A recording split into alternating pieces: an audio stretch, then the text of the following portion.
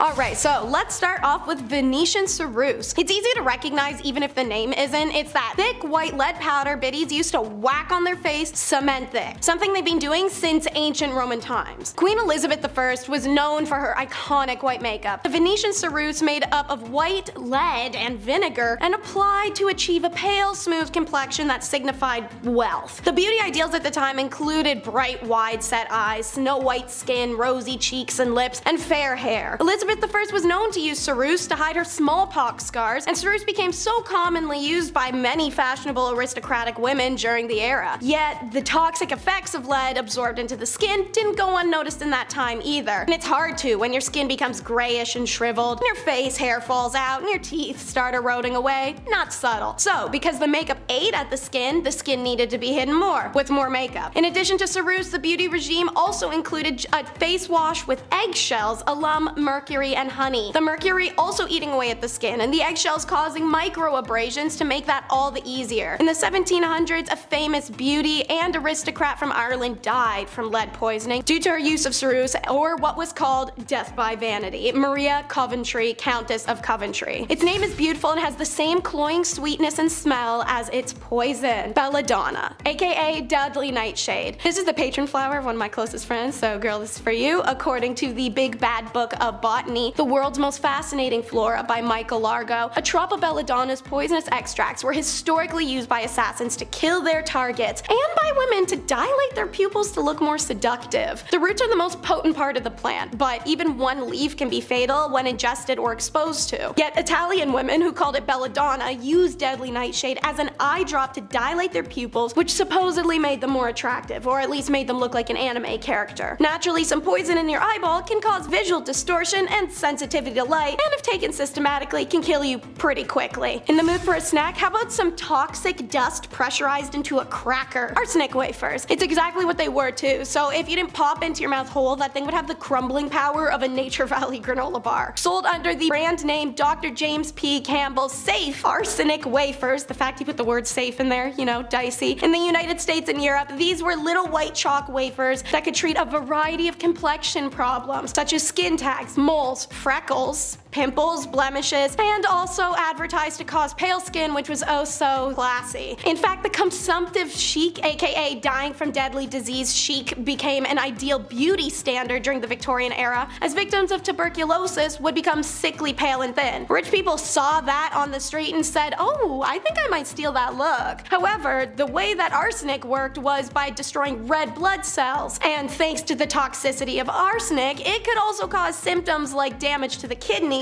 and nervous system, hair loss, and skin lesions called arsenic keratosis. The wafers were marketed as being safe naturally, and while tolerance to arsenic can be built up in small amounts, arsenic is one of the most toxic substances with a median lethal dose of 13 milligrams per kilogram of body weight. To build an immunity would take scientific precision, not snacking on poison crackers you fish out of your purse. Does the sentence dysfunctional hair removing cream raise alarms in you? Because it does in me, and apparently the FDA. It's Coremlu. Advertised as perfectly safe and somehow permanent way to remove hair, this cream actually poisoned the user instead, like everything else on this list. And while women mostly applied it to the upper lip, the problem showed up literally everywhere on the body, according to historian Gwen Clay. Now, women lost their hair all over their bodies, as well as suffering paralysis and even damage to their eyes, she written. So, one of Coremlu's active ingredients was thallium acetate. Thallium was also used as rat poison and has since been banned in the US due to how toxic it is to even people and animals exposed accidentally. Coremlu didn't stay on the market, but it was no thanks to the FDA. The Journal of American Medical Association, which in 1932 described the product as a viciously dangerous depilatory, led to the diagnostic fight against Coremlu by publishing a series of articles about its effects. Women who suffered side effects of the popular product sued the company, forcing it into bankruptcy in 1932 after winning more than $2.5 million in damages. But the FDA, when consulted, could only refer to the JAMA's work, and Coremlu didn't qualify as a drug, and the agency didn't have power to regulate cosmetics yet at the time. Nothing like a beautifier that makes you into a terrifier. Gorats Oriental Cream. Bonus points for that dicey name. Alright, so it's the 1920s, and there's a popular beauty cream called Gorats, and it's been on the market for decades, regardless of the horror stories you'd hear endlessly about it from all your girls. It constantly caused mercury poisoning from the calomel compound compound in it, which was no picnic to go through. Then, party on, you would develop dark rings around your eyes and neck, get bluish black gums that were jiggly like jelly, and lose teeth before dying from organ failure. Though women could wear the cream once or twice without ill effects, over time that definitely changed, but as mentioned, it was one of the products that just stayed on the shelves. The cream was available for decades, but the FDA started to regulate cosmetics in 1938 thanks to the Roosevelts at the House of Horrors event. Calomel was no longer allowed, which means I'll never experience a magic of a mercury-filled makeup or figure out what the color Rachel cream was supposed to be for this brand. Number 5. Fake beards. I can't grow a beard, so maybe I'll just start rocking the fake one.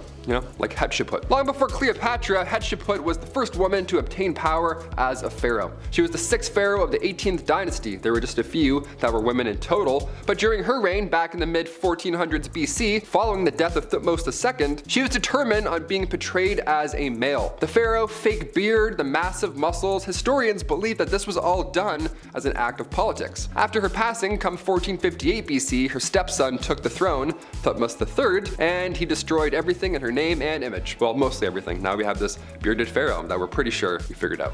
Number 4. Acne. Ancient Egyptians came up with an interesting method on getting rid of those pimples, that's for sure. Remind you, this was long before Dr. Pimple Popper was ever a thing, so again, creative. Physicians back then discussed pimples as these elevated spots with black tops that can plague your skin from 4 to 5 years. And by squeezing these spots, you force out the maggot inside. Yeah, blackheads were called maggots back then. Imagine your partner, hey, can you get this pimple on my back? Yeah, I think I got some maggots in there. I don't know. I'd be sick. See ya. Now we're single. They would refer to severe cases of acne as maggots that lie in a bed of roses. Hey, if a physician ever told me I had maggots that lie in a bed of roses on my persons, I would faint. That's the scariest news I've ever heard in my life. That's some bad news, man. Dermatological disorders were thought to be human skin taking on the properties of animals. Yeah. Oh, you have acne?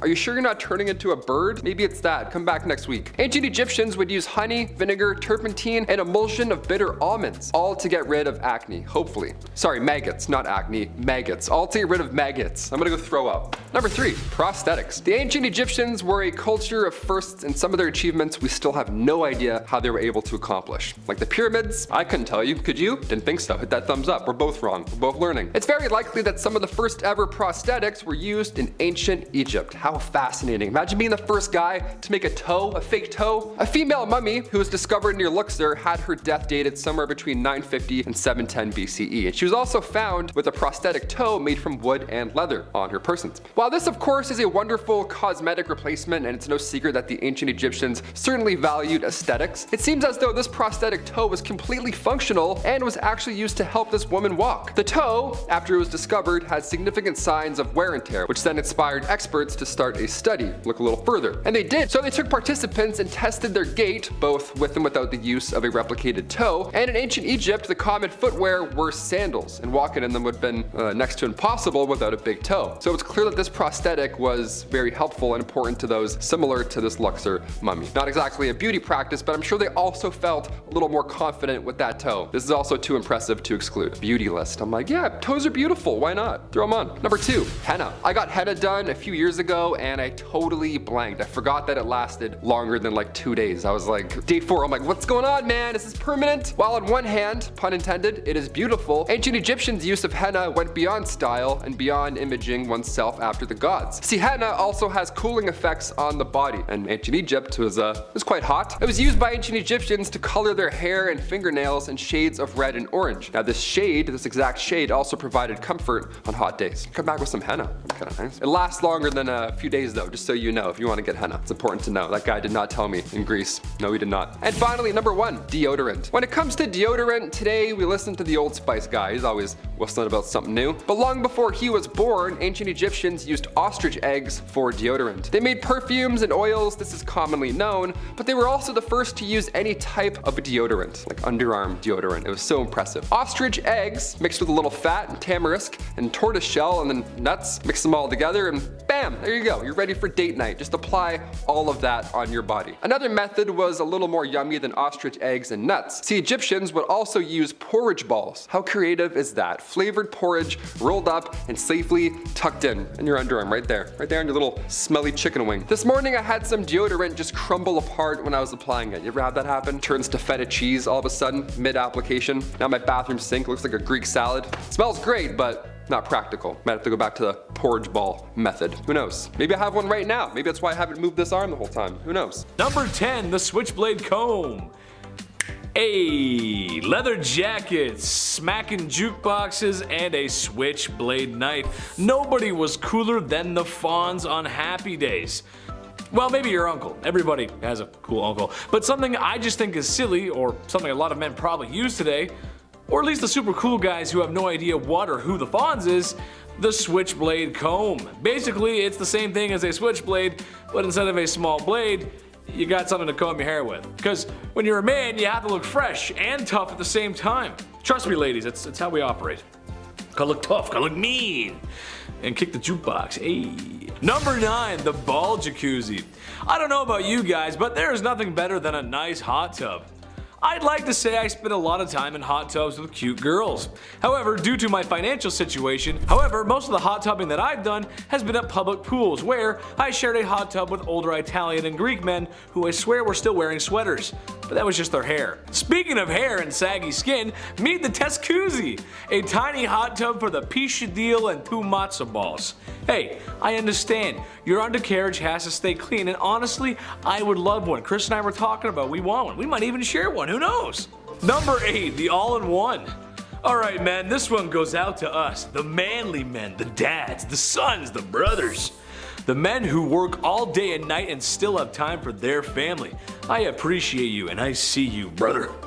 Want to know why we have so much time, ladies? Well, that's because we've cut back on time in the shower with a very 5-head invention. We call it body wash, or face wash, or shampoo, because we use it for everything. 3-in-1, yes, that's right. If we buy a body wash product, that means it will be used all over our bodies. No time for L'Oreal Pantene or that purple shampoo with the kangaroo. We speedrun shower so we can get back into doing the things that you ladies love. Like not putting the toilet seat down. Number 7, King of the Porcelain Throne. Kings, I hear you. Life can be busy and the shower speed run is not the only product that we've invented. Here's another shout out to all my kings who take extra time while sitting upon the porcelain throne. I salute you. Yes, that's right. Besides doing the hygienic process of evacuating one's bowels, we take a mental health break in the bathroom. A time to check in, relax, take inventory, and take a breath of some not so fresh air, especially if you ate Taco Bell the night before. Is it strange to sit there in that situation? Perhaps, but like any other guru, we need a space to feel our spirituality. Would Yoda be Yoda if he didn't meditate?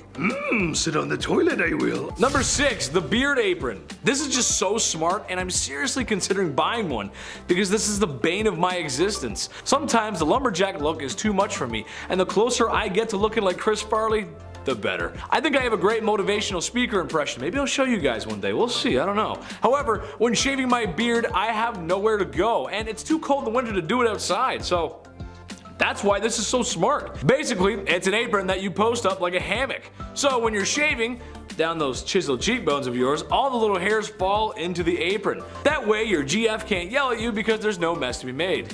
Necessity truly is the mother of all invention. Number 5, Gorats Cream. Gorats Oriental Cream hit the market back in 1936. This cream was supposed to, freshen up your skin, make you look lighter, younger, tighter, whatever Paul Rudd's doing. But instead, this skin cream had one user ending up in a book that's very, Chamber of Horror styles. Just what not to do in terms of cosmetics and bad stuff. This magic ingredient was meant to magically make you beautiful, and it had some magic mercury inside the product. It was horrible. Not something you want on your face ever. Mercury, no fun. I don't recommend. 0 out of 5, my friend. The results were haunting. This woman had soon developed black gums, her teeth loosened, and dark rings appeared around her eyes. It was haunting. It's called mercury poisoning, and it's not fun. Number 4, fluoroscope.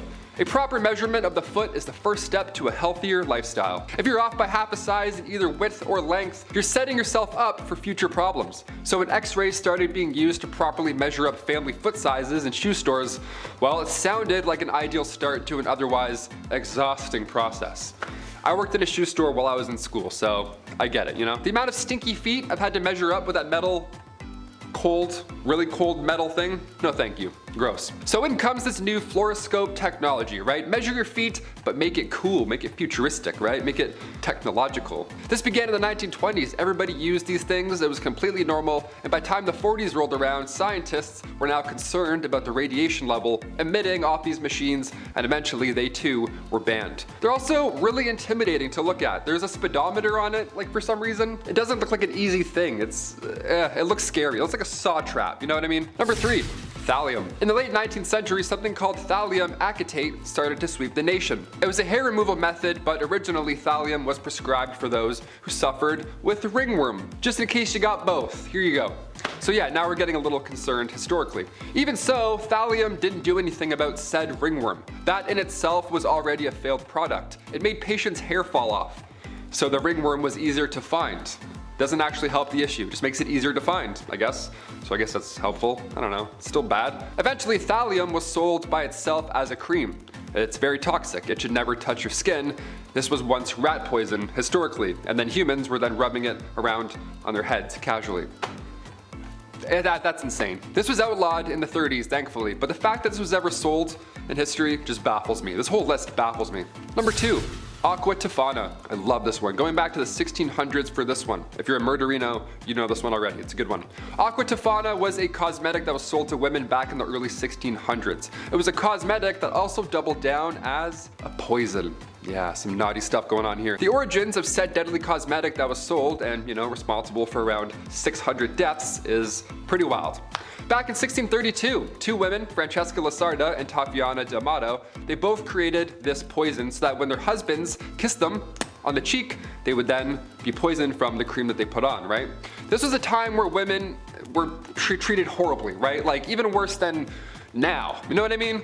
Like, I was gonna say a time where women had less rights, but I'm like, we're actually getting worse historically, so who knows? But eventually, Tofana was caught and executed for her crimes, but her recipe lived on. Her recipe carried on through her daughter, Julia Tofana. She took this deadly recipe to Rome and kept manufacturing it. Pretty badass, I'm not gonna lie. I mean, obviously it's horrible in so many ways, but I'm like, yeah.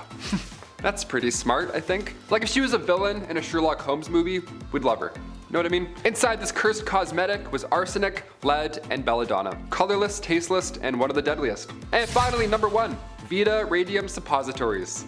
Hey, my favorite one historically, this is great.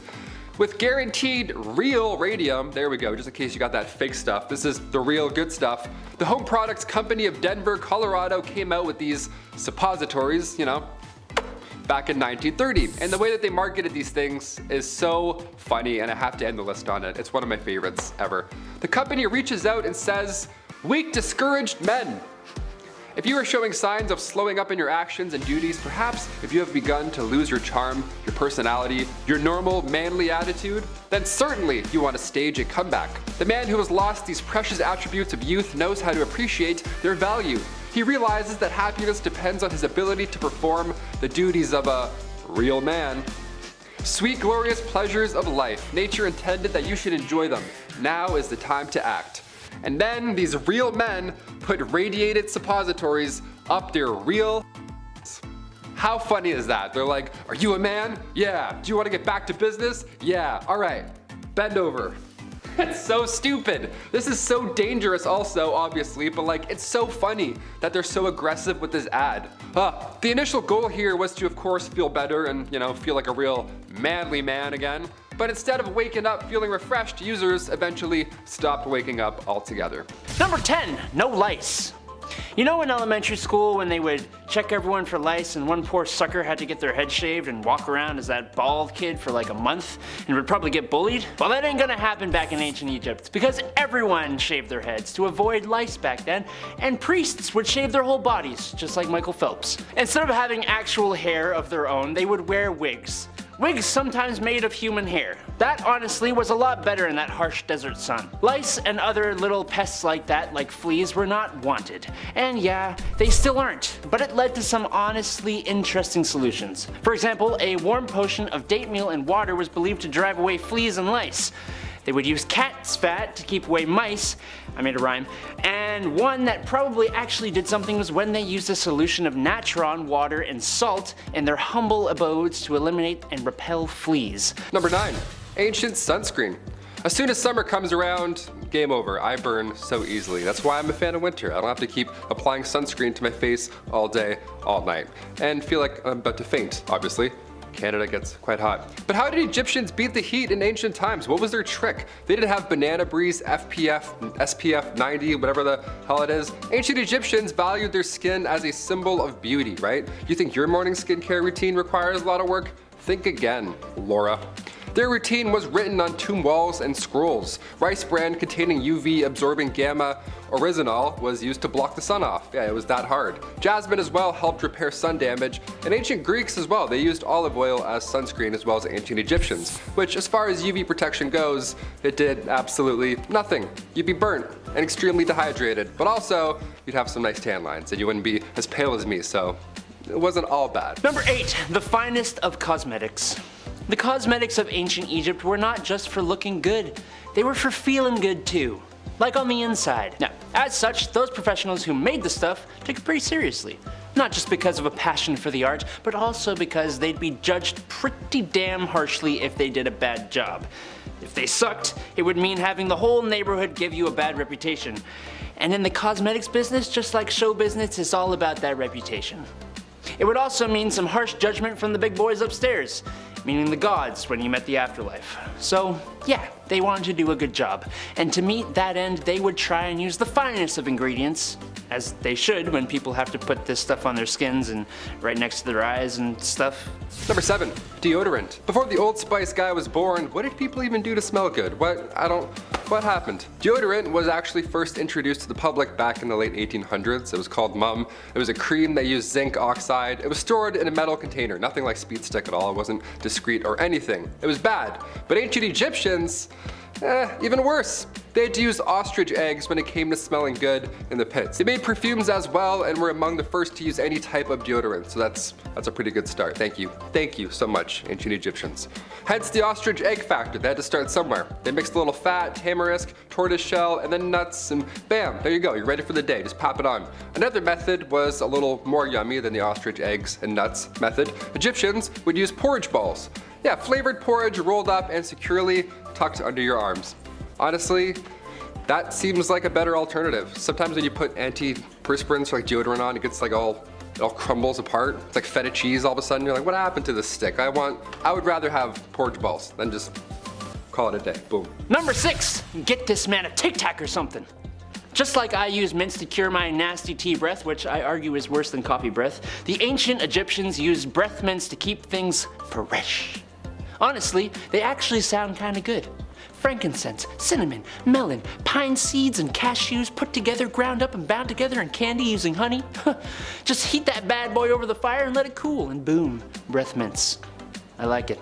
I like it a lot. These breath mints would be made commercially by those fine cosmeticians and dentists. Or they could even be made at home. Some archaeological finds of bowls, jars, and other dishes suggest that they may have been candy dishes that would hold the lovely tasting little suckers. Always gotta keep things fun, fresh, and flirty back in ancient Egypt. Breath mints would certainly help you do the trick. Nice. Number 5, tooth removal. Here, I found this quote from a dentist in the medieval period who would travel from town to town. Take some newts, by some called lizards, and those nasty beetles which are found in fens during the summertime. Calcine them in an iron pot, and make a powder thereof. Wet the forefinger of the right hand, insert it in the powder, and apply to the tooth frequently, refraining from spitting it off. When the tooth will fall away without pain, it is proven. Hey, if it is proven, who am I to say otherwise? Just some lowly YouTube host. If you weren't using your Newton beetle powder to remove your tooth, then it looks like you're going the much more old-fashioned tooth-pulling route. And that was much, much worse. They had rudimentary anesthetics that was possibly used then, but you had to worry about bleeding and infection. I think I'll stick with my beetle newt powder. Number 4, Rejuvenique mask. I got another mask for you guys, I know, but I saw this and I just didn't know what to think, honestly. It's a mask that you wear, but it's plugged into a battery pack and it sends pulsations to your face. After, of course, you've applied the toning gel. What the heck is toning gel? I don't know. This is supposed to tone your face, apparently. Your jawline, or I just feel like plunging your face into a mask that's hooked up to a voltage, that's just a bad idea. Oh, yeah, and also a bad idea is the mask itself. Look at this thing. I mean, that's a heinous looking mask right there. You can come home from school one day and your mom's gonna be sitting at the kitchen table looking up Michael Myers. Oh, that's not okay. Please don't do horror movie beauty stuff, ladies. Please, no. I don't want to be scared. I don't like scary stuff. Number 3, spit black. Back in the roaring 20s, they had mascara, just like we do now. But unlike the little tubes of stuff we have, they had a block or cake of the stuff. To get it to a state where they could actually apply it to their lashes, they would need to add water. And what's the quickest form of water? That's right, it's just spit. The mascara cake stuff was made of soap and coloring, which you don't really want to put near your eyes. But then, knowing that people are using their spit to apply it, it's your own spit, so I guess if you're comfortable with that, you do you, pal, but makes me think of dudes using their saliva to like lick their eyebrows. Ick. Number 2, sharp teeth. I like Shark Boy and Lava Girl just as much as the next guy. However, that doesn't mean I want to look and feel like a shark. This one just creeps me out. I don't hate the dentist, but I think everyone can agree with me that teeth getting drilled is just uncomfortable. It just kind of sucks. Especially if there's like powdered tooth in your mouth. That's just the worst. It's kind of gross too. I don't know. Well, what I do know, however, is that there are some cultures out there where the ladies get their teeth sharpened or filed. Oh yes, and there ain't no dentist office there either. This is bite the leather, you're in dad's kitchen kind of operation. Oh god. I would honestly talk more about it, but the editor's gonna show some pictures, and I'm gonna have to stop because if I see them, I legit get queasy. I don't want to see that stuff. No thank you, no teeth sharpening. No. Number 1, Mercury laced skin cream. Secure Gorats Oriental Cream and take your first step to a new lasting beauty. That's right, over time you too can develop dark rings around your eyes, lose some of those pearly whites, and get stunning black gums. That's because Gorats Oriental Cream is made with calomel. What is calomel, I hear you ask? It's a mercury compound. Yeah, it doesn't sound so good anymore, does it? While the women of the 1920s who used this product maybe once or twice would be fine, those who used it over long periods of time subjected themselves to mercury poisoning. But hey, Gorats Cream came in white, flesh, and whatever the hell color Rachel is supposed to be. Kicking off our list at number 10, ancient Egyptian eyeliner. Whenever you see hieroglyphics or any art depicting the great pharaohs, they're usually rocking some impressive eyeliner. They look great, right? Like a 90s pop star, they look awesome. Ancient Egyptians were the OG eyeliner users. They made their own eyeliner from lead salts. And no, before you think about getting creative, do not try this at home. This wasn't an ideal process. See, for starters, these salts were quite high in lead concentration. So, in order to avoid that mess, ancient Egyptians first had to process and then filter that lead salt for up to 30 days in order to get the lead levels low enough to even be applied. So you had to plan accordingly. You're like, oh, I have a pharaoh date in 30 days? Perfect, we'll start now. It was a hazard if done incorrectly. Not only was this ancient beauty practice, well, beautiful to look at, but Egyptians also needed eyeliner to protect against sun damage, as well as fight off any infections. Yeah, we don't encourage rubbing lead on your eyes today. We have a few different methods on, how to look good. I think. None of them include lead, hopefully, ideally. Number 9, hair gel. Back in my day, in high school, I had to use Dippity-Doo Extra Hold hair gel. Yeah, it showed a scale on the side. I always got the 5 out of 6 hold. That was good. 6 was too much. Nobody ever did the full 6. That's crazy talk. But in ancient Egypt, we didn't have styling spiking glue and blasting free spray by DJ Pauly D. No, we have that today, unfortunately, but back then, a little different. Back then, ancient Egyptians loved styling their hair, but again, before DJ Pauly D was born, what is a pharaoh to do? If the Great Pyramids are any indication, they knew something that we didn't. Ancient Egyptians knew how to keep their hair in one place all day long. And that heat too, how do you do it? My curls? I'm jealous. Their hair styling gel was made with shea butter and coconut oil. But more often than not, they would replace coconut oil with almond oil. So this was a completely natural and strengthening styling gel. Cut to today, we have whatever that is. Psst, ice spray, that's awesome. DJ Pauly, psst. No. Number 8, coffee scrub. I love coffee. I don't think I love coffee enough to do do a coffee face scrub, but hey, never say never. I'll try anything once. Ancient Egyptians would use coffee scrub to reduce inflammation, improve blood circulation, and since it's a ground up material, it's gonna remove those dead skin cells at the same time. Next holiday season, grab your aunt some coffee scrub. Just tell her how it reduces puffiness, improves the skin's texture, all that good stuff. It'll give you that youthful pharaoh look that you've been going for, you know what I mean? Merry Christmas, here you go, coffee on your face. Using grounded coffee powder to exfoliate your skin sounds like a new idea. It's certainly a hot trend today. But before TikTok, ancient Egyptians already knew these benefits. Damn, I'm gonna get a coffee scrub. Maybe I'll do it. I don't know. After I'm done this cup, I'll just rub it on my face at my desk and see what everyone says. Number 7, dead sea salt. You'll never feel more alive than when you use dead sea salt. Here we go. Ancient Egyptians were ahead of the exfoliation game. Dare I say, they invented it. Not only were coffee scrubs a necessity, but salt from the Dead Sea was one of the most popular ancient Egyptian skincare products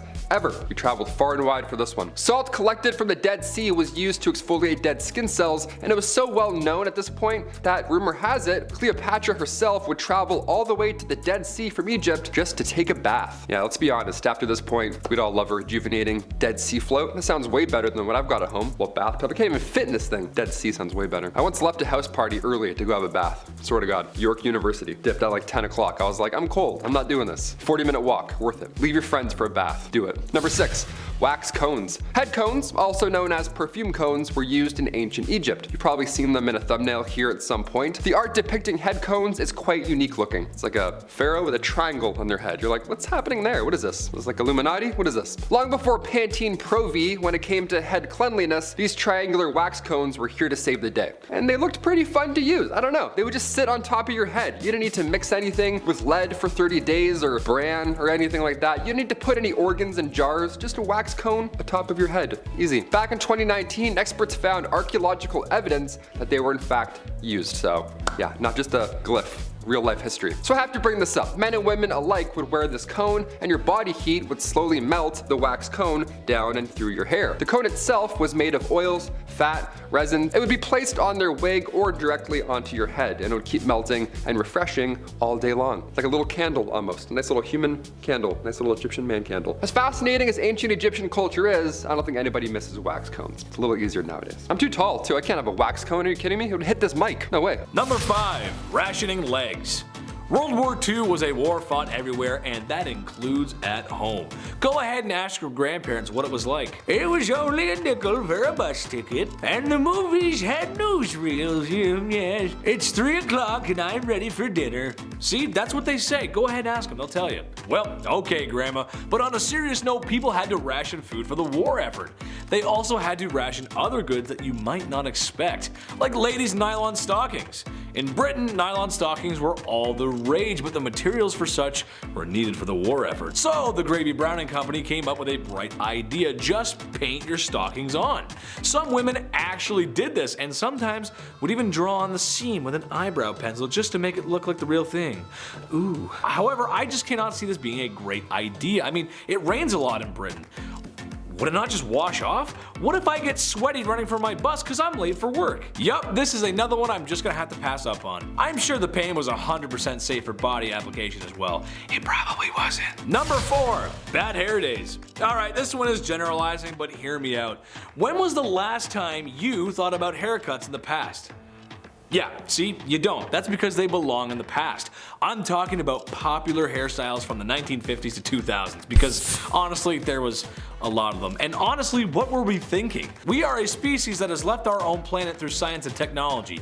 Yet, we come up with hairstyles like the beehive, the mullet, everything in the 1980s. And the most heinous, atrocious hairstyle ever, frosted tips. Sorry, Guy Fieri. The list goes on, but my point is people fully went out in public with these crazy hairstyles. I, myself, may or may not have sinned and maybe had frosted tips at one point in my life. I maybe had a button-up shirt with a blue Hot Rod Flames on it. But I'm not gonna tell you the complete truth. After being a part of this trend, I can firmly say I no longer want to participate in any more bad hair days or blue flamed shirts. Number 3, you do what with Maui? Back to the Romans again, and back to the pee. At least the Incas were keeping it outside the body. I guess. Romans wanted a clean mouth, and there wasn't any minty fresh mouthwash to reach for. So, what do you use? We. Lots of we, specifically Portuguese. It was just the most sought after. Now, I'm not a doctor, but I feel like there was more wine drinking than water drinking in Rome. More than people would like to admit it. So, if that is the byproduct of all that wine drinking, and you're giving that a swish in your mouth, well, all I can say is I'm just gonna give that a big pass on playing spin the bottle. Number 2, my little weight loss friend. Okay, I get it. It makes perfect sense. The numbers add up here. But all I'm gonna say is the chief knows medicine, and he said this is a hard pass for me, and it ain't it. If you want to shed that extra winter weight and be beach body ready with minimal effort and still enjoy deep fried chocolate bars, then you have only one thing to do, and that is swallow tapeworms, where a tapeworm will grow inside your body and help eat those unwanted calories. Trouble is, you can get very sick, and if the tapeworm attaches itself to something that is, well, vital for your living, you're going to have a bad time. You'll get sick. Just don't do this one, please. Don't swallow tapeworms, please. Don't do it. Number 1, I spy some great complexion. Arsenic cookies. I'm just gonna be blunt with this one. Women were eating arsenic cookies for their complexion. You could straight up just walk into a Sears in 1902 and just buy some. It says it's safe on the box. For people who aren't familiar with arsenic, it's poison. Spies often carry one in pill form to unalive themselves in case of capture. At this time in history, it was no secret what arsenic was. This is just kind of weird, like putting ketchup on your eggs. Kind of weird. That's just a joke. We're having a debate here in the office, and I'm just curious to see who does that. But back to the poison. It was not safe, and over time, with lots of exposure, you can get very sick. It's arsenic, it's poison. Don't do that one either. Why? That's just wrong. Oh man. Kicking off the list at number 10, eyelash extensions. Right off the hop, here we go. Nowadays, beauty products are safer, they're made in a cleaner way. We're going the right direction when it comes to putting things on or around our eyes. You know, thank God. But back in the late 1800s, we weren't quite there yet. No, not even close. This right here is an ad from the Independent Journal back from 1899. And it says, if your eyes are unattractive, you may make them irresistible by transplanting the hair. Just the hair. Transplanted eyelashes and eyebrows are the latest things in the way of personal adornment. An ordinary fine needle is threaded with a long hair, generally taken from the head of the person to be operated upon. Doink! Oh, let's do a little gray, why not? Haha. Yeah, they would use a white illicit substance that's illegal, that I can't say on YouTube. They would rub that around your eyes just to numb the eyelids. How stupid is that? The doctor would then thread your hair through the lids and then cut them down so they're even. Yeah, I thought peeling an eyelash off at the end of the night was bad. I would see that a lot, one of those. This is way worse, never doing this. Number 9, Doramad toothpaste. Doramad, are you mad? That should have been the slogan, are you mad? The worst toothpaste to ever exist. Doramad, yeah, that was the one. Back in the 40s, people were brushing their teeth with radiation. Yeah, even on the actual tube, it says its radioactive ingredients increase the defense of teeth and gums. I can feel it working already. I'm gonna throw up. Doctors hate this one trick. Here we go. The tube continues to, well, lie to its users, saying the radioactive cells are loaded with new life energy. The bacteria is then hindered in their destroying effect, leaving behind a pleasant and mild, refreshing taste. Awesome. Yeah, I broke both my front teeth in half when I was younger. If only I had Doramad. I would have just bounced off the pavement and then just kept running. I would have had invincible teeth. Yeah, this toothpaste did not work and it did not stick around. It was horrible for humans. Its radioactivity was low in comparison, but like, its radioactivity was low. I can't even say that. Imagine this coming out now, no way. And just remember, good gums don't bleed, they glow. Doramad. Number 8, radioactive water. Yeah, you thought Dasani water was bad? Okay, just wait, buckle up. Back in 1932, Eben Byers, a 41-year-old steel manufacturer and golf pro, heyo, met his fate in a horrible way. In a constant battle with arm pain and fatigue, Byers was told to drink radioactive water by his physiotherapist.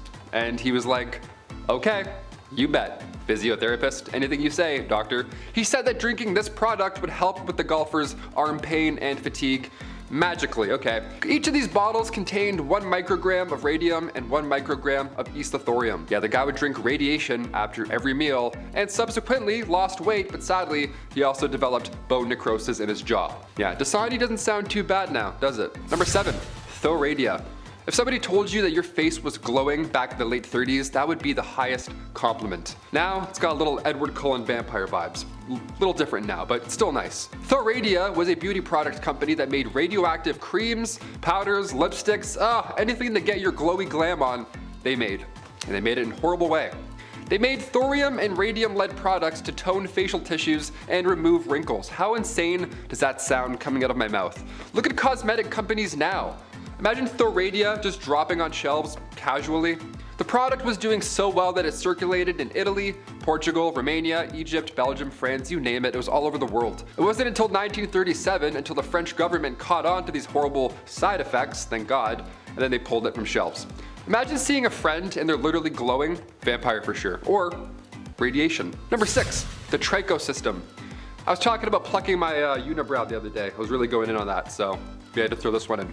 Instead of plucking your eyebrows in the late 1920s, you would ideally want to use the tricho system to remove any, unwanted hair. This device was booming back in the 20s. Hair salons had to have this system. And come 1925, there were over 75 tricho systems installed in beauty shops all around. And what you would do is you would sit at this large desk, face a small window for a few minutes, and boom, just like that, hair gone. Yeah, just 20 quick visits to your local tricho system and then boom, then your hair is magically gone. Just 20 visits. Easy, you have the time of the day, right? Their trick here was X-ray technology directly on their face. Not a bright idea. So 4 years later, in 1929, tricho system side effects were so well known, being ulcers, carcinoma, keratosis, death. This was not the solution you wanted, so again, pulled from storage. At number 5, long skulls. One of the most bizarre beauty trends from ancient times, at least, was the process of head shaping. This unusual beauty trend caused people in modern times to think that aliens were real when remains were discovered with oddly shaped skulls. Some people believe that we had proven the existence of extraterrestrials, but in reality it led to the discovery of an entire practice of human body modification for the purpose of beauty. The process of head shaping involves putting some kind of pressure on a baby's head so that it grows into a different shape. This was known to be done by using cloth or even boards to create the desired shape. This is one of the oldest beauty trends in history, as the earliest evidence of modified skulls come from Australia and date back between 14,000 and 9,000 years ago. The skulls that were found had flattened foreheads and very prominent brow ridges. This practice also occurred quite often in South America, where skulls with a variety of different shapes have also been found. I'm kind of glad that we don't do this anymore, because I could not imagine going through life with a cone head. I wonder how it would feel to have a head shaped like that. My neck hurts just thinking about it. At number 4, 5 head. Let's go back to the Renaissance for a bit to talk about yet another one of their super strange beauty trends. They really had a lot of weird desires when it came to appearances, and I'm certainly glad that this next one is no longer in style, and I really hope it never makes a comeback. Back in the Renaissance, it was believed that girls with high curved foreheads were the most beautiful, but obviously not everyone can be built like that. As people do, they came up with a way of achieving this look without having to be born with said attributes. In order to have that big forehead that people so desired, women were known to have shaved or plucked the hairs from their natural hairline to make their foreheads look bigger and therefore more desirable. They really said, receding hairline, but make it fashion, I suppose. At number 3, feet painting. Now you would think that all of the super bizarre beauty trends of the past were from way back in the day, but you would be mistaken. We saw some strange practices in the 20th century as well, especially during war times. Back in World War II, a shortage of silk and nylon in America created a bizarre beauty trend. Because these materials were needed to make things like parachutes and uniforms for troops, tights were quickly disappearing from stores. Because this was such a huge staple in women's fashion, they got creative and created a beauty trend where women would draw pantyhose arrows in their legs, dye them with different colors, and try and mimic the look of mesh tights to create an illusion close to wearing stockings. I feel like if this happened in today's time, I don't think I would be that desperate to do that, and you couldn't catch me drawing or dyeing my legs for this. I think I'll just stick to wearing pants. At number 2, strange corsets. Corsets have been around for a long time. They've come in and out of style, and even right now, corsets seem to be making their way back into mainstream fashion, though maybe not as extreme as back in the day. In the 19th century, having an hourglass figure was seen as the ideal body type, and so in order for many women to achieve this look, they wore corsets to cinch their waists. However, the looks were pretty extreme. Some women tightened their corsets so tight that their waist could be wrapped with 2 hands. Like, imagine that. Although this was seen as super chic back in the day, it was also causing some health issues because it would squish together people's organs, and as you could imagine, that's not a good thing. Eventually, corsets evolved so that rather than cinch the waist so much, it would just accentuate the hips to still give an hourglass shape without causing too much bodily harm. And finally, at number 1, no piercings. How many of you guys out there have piercings? I have a few myself. I have my ears pierced, and obviously my nose is pierced. But there are so many other places that you can get pierced, even in the no region. Back in the Victorian era, piercings down under were pretty popular and were considered to be very fashionable amongst wealthy women. Some women would have their nippies pierced and even chained together, and some men would even get their peepees some jewelry too. For women, it was all about trends, but for men back then, many of them got their nether regions pierced supposedly to make wearing tight pants more comfortable. This piercing was called the Prince Albert, and it was given that name based on the legend that Prince Albert got his little prince pierced in order to hide the size of his junk underneath his clothes. Whether or not that's actually true is beyond me, but I would imagine that getting that piercing would be painful. Absolutely painful.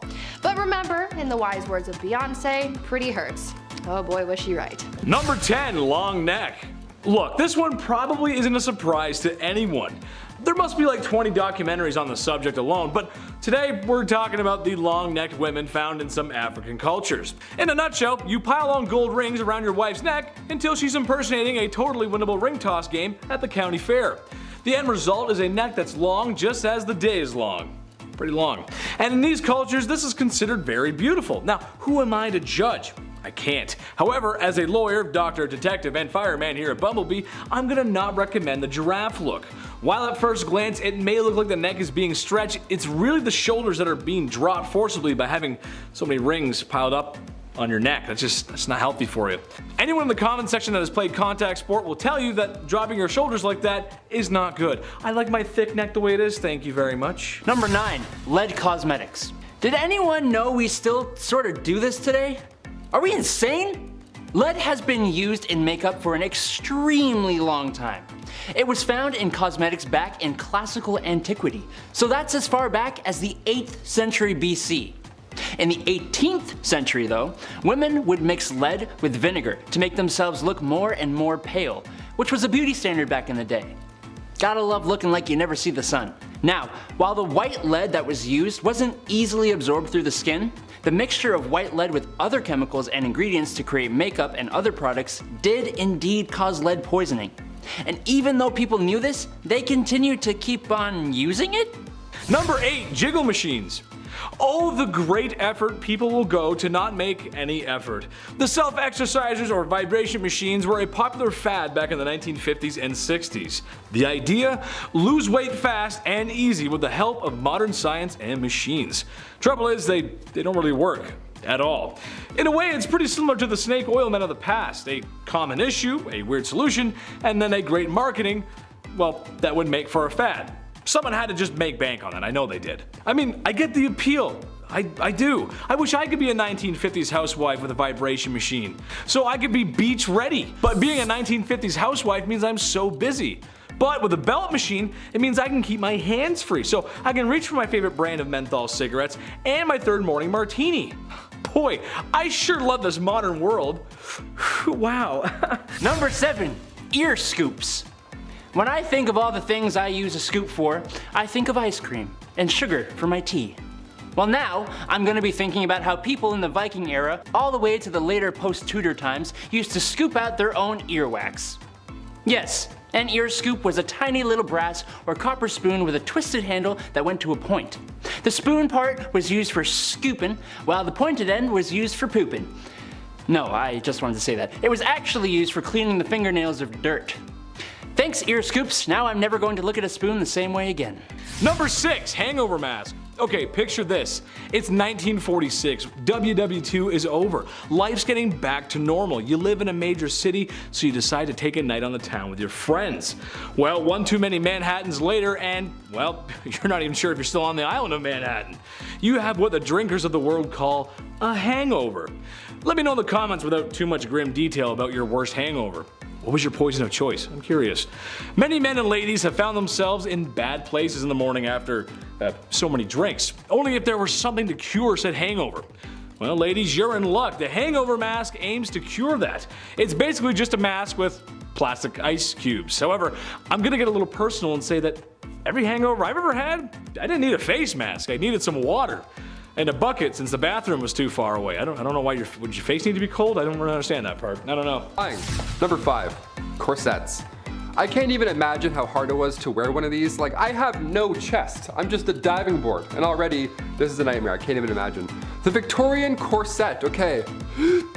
Tiny waist, curves, look, the whole thing. Obviously, this was horrible for your body. Just looking at this, you're like, ugh. Your ribs would literally slowly deform, as well as your spine misaligning. But instead of talking about how horrible this obvious one was, let's talk about that corset duel from 1836. Yeah, have you heard about this? That's a real thing. Hungarian Princess Pauline von Metternich was married to Prince Clemens. She had to marry her uncle when she was 20 back in the 1850s, so surprise, surprise, she was a little unhappy. Weird, right? So since the marriage began, her husband, he was involved in numerous affairs. He liked going after actresses or singers, whatever. He barely paid any attention to her. That is until, you know, she started to have fun in life. Then he's like, ugh, what are you doing? Yeah, once she got over this gross prince, she had a great time. She drank, she smoked, she defied convention, but most notably, her duel in the summer of 1892. She challenged another royal, a countess, to a duel in nothing but a corset. How badass is that? To this day, it's not yet determined who won per se, but a princess dueling in the dark after some drinks? Yeah, that should be a musical. Forget Frozen. I want to watch this on DVD. Let's go. Number 4, deadly nightshade. Macbeth's soldiers used deadly nightshade to poison their enemies.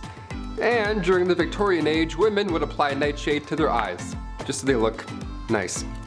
Awesome, so this is horrible. Let's talk about it. The pupils would become larger after this, okay? That was the whole point of putting poison in your eyeballs.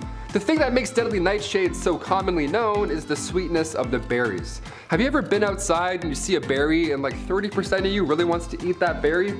Well, curiosity kills. Deadly nightshade can be found in Europe, Asia, and Africa. It grows purple flowers in groups of 3, along with those inviting purple berries. Just 2 to 4 berries can kill a human being, so don't. When in doubt, just don't eat them. And the flower as well. Don't ingest this, you'll get poisoned. And also, don't put any near your eyeballs, in this century or the next. Number 3, bustles. So while corsets are one nightmare, bustles are just an entirely new thing. Tiny waist wasn't enough, eh? Had to get big old dump trucks as well. These Victorian folks went hard in the paint. Figuratively and literally, I guess. Bustles were also known as the Grecian bend. Big old booty bend, that's it. It came to town in the 1870s and it took the idea of wearing a cage as a skirt to just having the back part extend out. Ah yes, an update, an upgrade, I guess. Then the fabric was draped behind the butt. Hope you don't like sitting down ever, because that's obviously not an option. Corsets would move your organs around slowly, and bustles would slowly damage your back. So let's leave this one in the 1800s. I think that's probably for the best. Number 2, red lead redemption. Look, I'm pretty new to skincare routines, but I'm trying, okay? I'm trying to get rid of these bags under my eyes. I'm trying to sleep and drink water, all that jazz. Back in the 18th century, those bags under your eyes were a lot harder to get rid of. Lead mixed with vinegar, this would make you look more pale. If I used this, I would literally be a ghost. I would just be invisible. You would just hear a voice in a green screen right now. In the 18th century, that pale look was ideal, but this lead vinegar mix also smoothed out your face. So what could go wrong, right? Queen Elizabeth I used cosmetics containing lead, mercury, and arsenic. Those powerful 3 things you don't want anywhere near your face. Yeah, arsenic too, the same deadly poison that took out George III and Napoleon Bonaparte. Just the worst ingredients in the 1800s cosmetics game, really. The Agency for Toxic Substances and Disease Registry has arsenic on its priority list of hazardous substances. Toxic metal exposure is still an issue we're facing today in this century, so I hope this is eye-opening. Sans poison eye drops, I hope it's eye-opening. And finally, coming in at number 1, deodorant. What did people even do before Old Spice? You know, before that guy was born, how did we know how to smell good? What did we know how to do? Deodorant was first introduced to the public back in the late 1800s, and it was called Mum. It was a cream that used zinc oxide, and it was stored in metal, cold containers. That's just nothing like Speed Stick at all. It's not discreet in any way, shape, or form. It wasn't long until the first antiperspirant came along right after it. It was called Everdry, and it was always damp, ironically, and it would always burn your underarms. It literally would eat through your clothes. I think at that point, I'd rather smell bad. Like, let me have rashes, let my face look horrible, let the bags show. I'd rather do all that than any of this. This is horrible. Number 10. Liquid stockings. When most people think of war, they think of side A versus side B. Man with gun shoot other man with gun. Simple, right? To most, yes, but the war departments and those behind the scenes know that the war is a logistical nightmare. Seriously. A lot of things on this list are because we needed to find alternatives.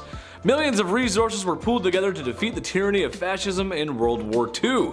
Besides guns and ammunition, obviously, literally everything else is needed. Rubber, cloth, fabric, food, water, oil, grease, medicine, gas, men, and all kinds of metals. One of the things that was needed for the war effort was nylon, the same thing your grandma used for her stockings. So in Britain, when there was a shortage, the ladies did the next best thing and used a liquid to paint on their stockings. A classic example of keeping calm and carrying on. Way to go, ladies. Should be a bad idea though. If I started sweating on those, I'd have paint everywhere. It wouldn't be good, dude. It would not be good. Number 9, food rations. I know, but listen, you just aren't you when you're hungry. Nobody can tell me that they feel pretty on an empty stomach. Am I right? Maybe less bloated, but still, you're not your best. Sadly for people living at home during the war, food rationing was quite common. Meats, grains, dairy, pretty much everything was needed to feed the troops. My grandparents always tell this story of them growing up during the war, and that they would trade in tins of grease collected at home for free entry into the movie theater, which kinda makes sense. Which if you ask someone from that time is a big deal. The grease had multiple uses in the military. There's lots of uses for it. There's grease, guns, you need grease. You need the grease. Anyway. Number 8, Rivet Rosie. Every lady out there right now, young and old, has different fits. I just wear what's clean or what makes me look like a stereotypical Canadian. I do a lot of plaid, that's just how it goes. When you get to the club, that's a different fit from the one you wear from going to work, right? Well, despite the glamour and the chicness of 1940s in Hollywood, a lot of ladies had to go to work. Men were at war. You gotta fill the quotas, gotta fill it. Can't exactly show up to the bomb factory in a tight dress and heels for a long day's work. Now can you? No, wouldn't be comfortable. Number 7, red for victory. Mustache Man hated red lipstick. Yeah, I didn't know that either. But when a scary dictator man says no lipstick, that means no red lipstick. Whew, don't want to cross him. The Western Allies took this to their advantage. Marketing for this got a huge boost, as wearing the cosmetics that the angry German man didn't want you to was thought to be contributing to the war effort, and honestly it was. This is also impartial to inventing pinup girls, or at least the whole culture for them. The ladies all dolled up to stick it to the man in the eagle's nest, and gave the boys overseas something worth fighting for. That's right, ladies, show them what they're fighting for. Number 6, close shave. This one goes out to all the guys out there that sucked at shaving the first couple times they had to do it. I'm just one of them. Heck, who am I kidding? I'm still pretty bad at it. Maybe you shaved too close and accidentally cut yourself. Shaved against the grain, or maybe you missed a couple hairs. That always happens to me. Keeping yourself groomed in the military is important. Ask any drill sergeant, they'll tell you. But can you honestly imagine trying to shave in a war zone? The only thing I would want to be doing is hiding or telling jokes. I would love to tell jokes in a war, but they don't exactly have private first class jokers, do they? No, they don't. I wouldn't last long, but yes, shaving was a part of military life, completed with a tiny shave kit and mirror whilst under the watch of the enemy. No thank you. Become skinny by inviting a parasitic man-eating worm into your body. It's the tapeworm diet. And since this is still around today despite being illegal, I want to take a moment and say your body is genuinely beautiful and there are thousands of other options before this choice. So the idea is simple and gross. You take a pill containing a tapeworm egg, and once attached, the parasite grows inside of the host, ingesting part of whatever the host eats. In theory, this enables the dieter to simultaneously lose weight and eat without worrying about calorie intake. Wrong. Tapeworms take hold in various parts of the body and also grow large in size, resulting in blockage in organs and potentially even death. So it's not like it's just vibing out in your stomach forever unnecessarily. Having started in the 1900s, this trend was the result of the whole 16-inch waist BS that made women break their bodies with corsets. This was an era of beauty equaling sacrifice, and sacrifices were most certainly made once the desired weight was achieved. To get rid of the now unnecessary parasite, dieters would employ the same methods as those unwillingly afflicted by the worms. In Victorian England, this included pills or special devices. One such invention, created by Dr. Myers Sheffield, attempted to lure the tapeworm by inserting a cylinder of food up the digestive tract. It comes as no surprise that many patients choked to death before the tapeworm was ever successfully removed. Some people still attempt this diet. In 2013, Today magazine reported a woman in Iowa bought a tapeworm online, swallowed it, and then had to go to a doctor for help. This trend wouldn't exist if society could get its crap together, which is skin bleaching. The issue of colorism and favoritism towards lighter skin has created a decimating global empire today worth more than $8 billion, profiting off of discrimination in today's beauty standards, and predicted to be $12.7 billion on the black market by 2027. This is made painfully obvious by literally every beauty trend we've discussed so far, and that we've covered in every video about beauty. Their goals are to be pale, pale, pale since the time of the Bayazidines. In a study published in 2009, it was found lighter skinned black applicants reviewed more educated and had better work experience. And then in another famous study in 2011, it found darker skinned black women received harsher prison sentences than lighter skinned black women for the same crimes. So for many people, having lighter skin can mean the difference, how people treat them, see them, respect them. So as a result, we live in a world where beauty standards are often appropriated from people of color, whitewashed, regurgitated, only to be praised and adored then when previously laughed at and bullied. It tells someone that they're not beautiful unless they're pale. So as a result, skin bleaching creams, pills, injections, and other products come out, and they contain hydroquinones that work to reduce the amount of melanin in the skin by disrupting the melanin production. This can increase the risk of skin cancer, as melanin forms as a function to protect skin and eyes from UV rays. Chemical burns, infections, eczema, herpes, and other conditions also arrive. People have had skin blister off. And then the black market skin bleaches, which is the largest industry. Mercury is an active ingredient which can cause mercury poisoning, leading to damage to skin, liver, kidneys, and the nervous system. So this is a super deadly product. Prepare to be baffled by eyelash extensions. How could they ever be illegal or dangerous? I'm willing to guess that brains jump to glues, or maybe the lashes banned being made of something poisonous. Wrong and wrong. Be ready to yak, this one's rough. So tales of eyelash extensions in Britain seem to have been spawned by an 1882 news snippet by Henry Labuche in Truth, which is referred to as the popularity of this procedure amongst Parisian beauties. Here is some of the snippet for you from the Dundee Courier, July 6, 1899, that describes the procedure. Be ready to fast forward if you're the queasy type. So, if your eyes are unattractive, you may make them irresistible by transplanting hair. Sounds alright. There's specialists who make a handsome living out of the process of transplanting hair from the head to the eyebrows or the eyelash. Let me jump ahead to through the Shakespeare talk here.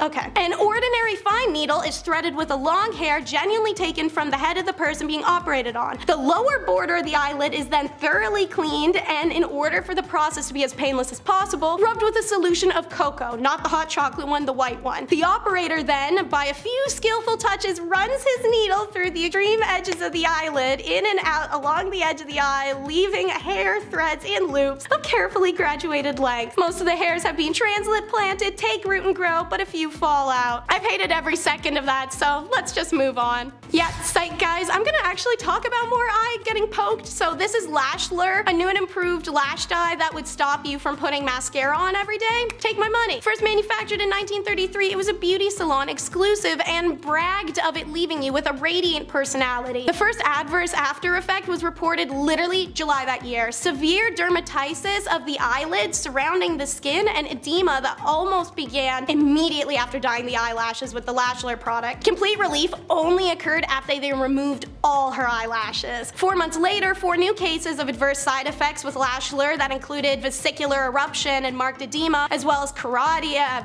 Okay, never mind, big words you guys. Their eyes were essentially bubbling and melting. It takes a year for the first fatality, a 52-year-old woman who made the mistake of plucking her eyebrows before dyeing them. Within hours, her eyes swelled shut, then her fever went to 104, and after 8 days of agony and eyeball ulcers and decay, she died. Not only was there a rash, yes pun intended, of side effects from Lash Lure in 1933, but Franklin Roosevelt became president, and Roosevelt had a major goal to better public health. And in 1933, Chicago Fair said he put up the House of Horrors, showing befores and afters of unregulated products' effect on people. One was a woman before and after being blinded by Lash Lure. Still, it wasn't until 1938 that the federal FDCA passed, which finally regulated cosmetics. The first product seized under the new law was Lashler, which was alleged to have been adulterated with poisonous or delirious substances, a coal tar preparation, and a bunch of other big scary terms. Last but not least though is radium girls. When radium was discovered and successfully used as a cancer treatment, people made the mistake of seeing it as an all-powerful health tonic, taken essentially like a probiotic. It became an additive in a number of everyday products, from toothpaste to cosmetics and even food and drinks. One such preparation, called Radithor, was simply distilled water with tiny amounts of the substance dissolved in it. You could just buy it in cases, you know, like go to Costco, that type of thing. Then came the tacky 1920s fads, and one was glow-in-the-dark water. The dials were covered in a special luminous paint, shone all the time, and didn't require charging in sunlight. It looked like magic. One of the first factories to produce these watches opened in New Jersey in 1916. It hired about 70 women, the Radium Girls, the first of thousands to be employed in many such factories in the United States. It was a well-paid, glamorous job, and since it was the most expensive substance in the world and a wonder drug, Radium Girls believed they were getting healthier as they worked, especially because they were told to lick the paintbrushes to point them. What an honor. Then came the symptoms: the toothaches, the fatigue, the nausea, the loss of taste, the infertility. Then came the first death, Molly Magia, 22, who died after years of agony and her doctor removing what was left of her jaw. Radium Girls dropped like flies after that. For 2 years, their employers ferociously denied any connection between the girls' deaths and their work, even when their commissioned study concluded the girls had died from their pain. They did multiple more studies until one gave them the answer they wanted. So the public continued to assume radium was safe in their beauty products and in their food. In 1925, Harrison Martlin's test proved conclusively radium had poisoned the watch painters by destroying their bodies from the inside. In 1927, attorney Raymond Barry agreed to accept this case, but many of the watch painters had just months to live and were forced to accept an out-of-court settlement. Still, their experiences made the issue of radium safety front page story across the world, so even if the United States Radium Corp denied its role and women continued to get sick and die for 11 more years, it wasn't until 1938 when a dying radium worker named Catherine DeWolf Donahue successfully sued Radium Dial Co. over her illness, and that issue was settled.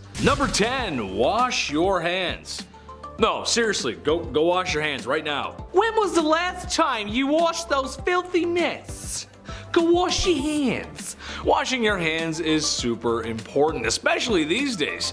But something that's very unusual about the Aztecs compared to a lot of other civilizations in history is that, well, they did wash their hands.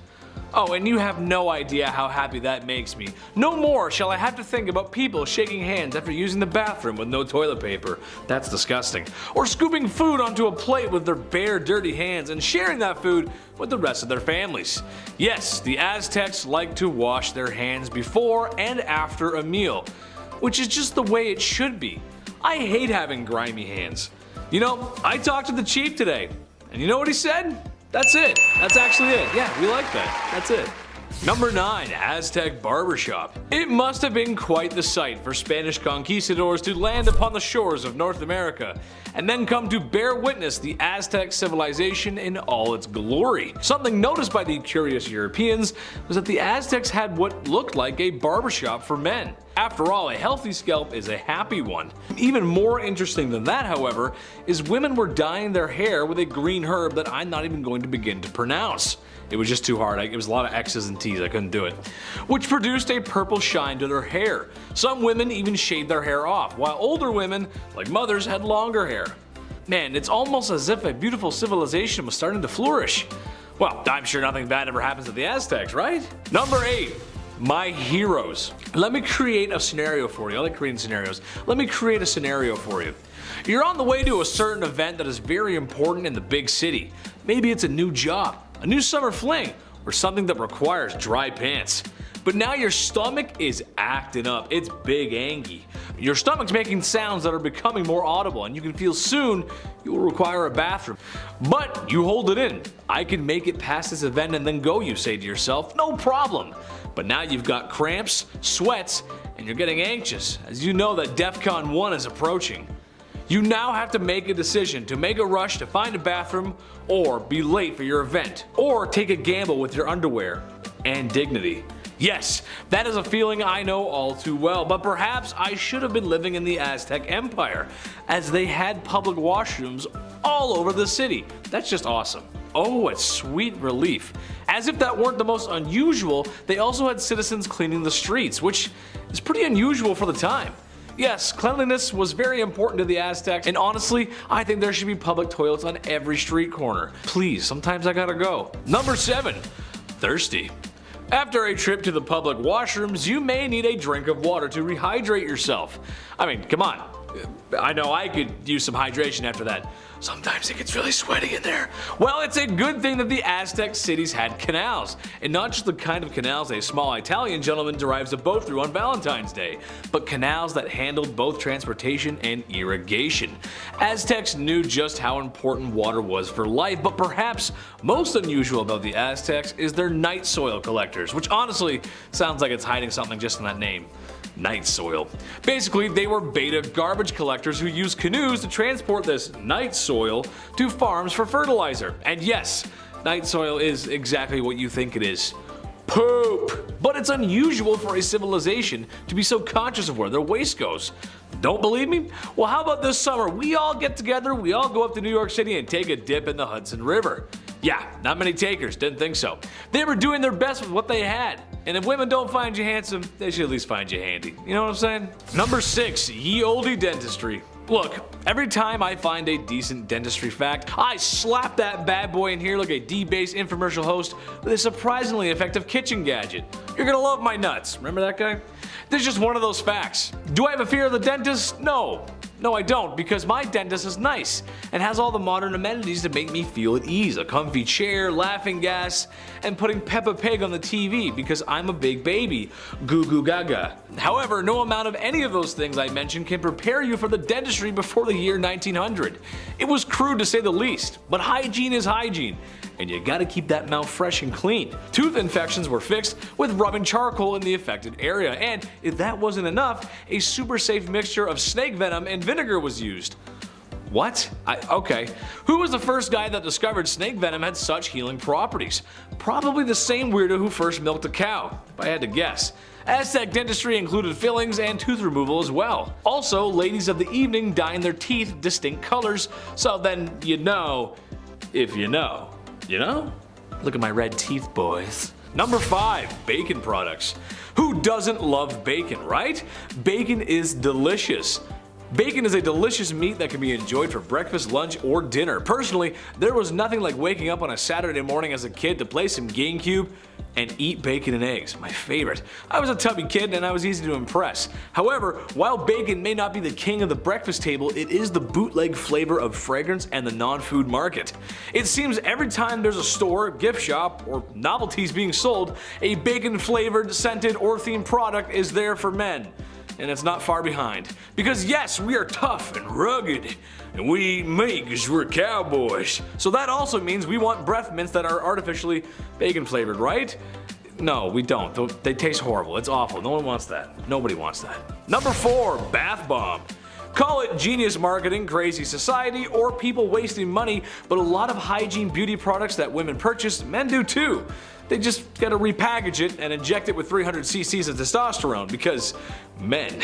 Take the hand grenade bath bomb for instance. Taking bath bomb to a whole other level. Yes, the one I saw while researching was very colorful and it looked like it had a fruity scent, but it was shaped like a hand grenade from the Second World War.